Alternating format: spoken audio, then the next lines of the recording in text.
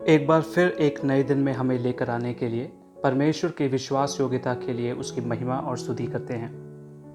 लूका रचित सुसमाचार 2 अध्याय 52वां वचन। और यीशु बुद्धि और डीलडौल में और परमेश्वर और मनुष्यों के अनुग्रह में बढ़ता गया।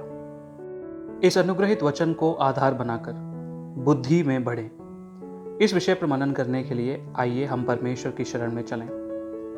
परमेश्वर की बनाई हुई सारी सृष्टि को मिली एक विशेषता है बढ़ोतरी होना परमेश्वर का एक सिद्धांत है। हम में से हर एक को शारीरिक, आत्मिक, मानसिक, बौद्धिक, भावनात्मक और सामूहिक अलग अलग स्तरों पर बढ़ोतरी पानी है।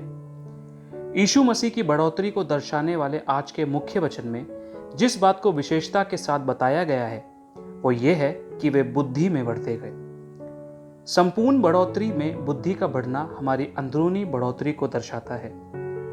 बुद्धि में बढ़ोतरी के अर्थ को अन्य कई लेखों में एक साथ जोड़कर अगर पढ़ें तो उसका आशय हम पाएंगे कि ज्ञान में, बुद्धिमता में और समझ में बढ़ना। We are suppose to grow in knowledge, wisdom and understanding.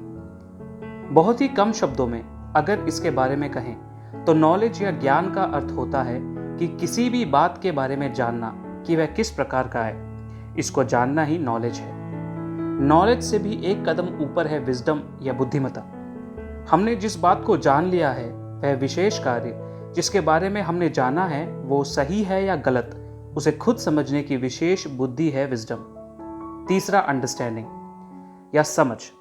जो ज्ञान या जानकारी हमने पाई है, जिसे हमने सही या गलत समझ लिया है, उसे अपने जीवन में क्रियाशील बनाना है अंडरस्टैंडिंग या समझ। आंतरिक बढ़ोतरी में उस समझ को पाया हुआ वह व्यक्ति जो गलत है उसे समझकर किसी भी प्रकार से क्यों ना हो उससे दूर रहकर, जो सही है उसे जानकर, कोई भी मूल्य हो देकर उसे अपने जीवन में व्यवहारिक बनाता है। यीशु बुद्धि में बढ़ते गए। इसकी व्याप्ति हम प्रभु यीशु के पूरे जीवन में पवित्र शास्त्र में पाते हैं कि वह ज्ञान, विवेक और समझ में बढ़ते रहे। एक प्रसिद्ध संस्था ने इस प्रकार कहा था कि चाहे कितना भी ज्ञान हो, अगर समझ नहीं है तो ज्ञान होना या ना होना एक ही बात है। आंख होने पर ना देख पाने की अवस्था। मेरे प्रिय श्रोता, आज इस दिन में अपने आप को परमेश्वर के सम्मुख जांचकर क्या हम देख सकते हैं कि हमारी आंतरिक बढ़ोतरी कितनी है। इसीलिए इफिसियों की पत्री में प्रेरित परमेश्वर की कलीसिया के लिए पूरे मन से प्रार्थना करता है कि तुम्हारा आंतरिक मनुष्य सामर्थ्य से बल पाए। हाँ प्रियजनों, हमारा आंतरिक मनुष्य ज्ञान में, बुद्धिमता में और समझ में बढ़ने पाए। परमेश्वर की बनाई समस्त प्रजातियों में मनुष्य से अलग विशेषता होते हुए भी उन प्रजातियों से मानव जाति को श्रेष्ठ यह बनाता है कि मनुष्य की सृष्टि परमेश्वर ने ज्ञान, बुद्धि और समझ प्रदान करके की है। अगर वह समझ हम अपने जीवन में खो दें तो हम उन प्रजातियों से और जानवरों से भी बदतर हालत में हो जाएंगे।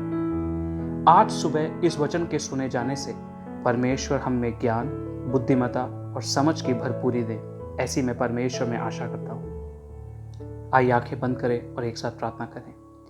हे पवित्र पिता परमेश्वर, आप जो ज्ञान से संपूर्ण हैं, हमारा आंतरिक मनुष्य ज्ञान और समझ में बढ़ते हुए परिपक्वता का जीवन जीने के लिए हम में आंतरिक बढ़ोतरी आज दीजिए।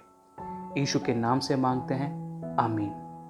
प्रभु आप सबको बहुतायत से अनुग्रहित करे। God bless you all abundantly.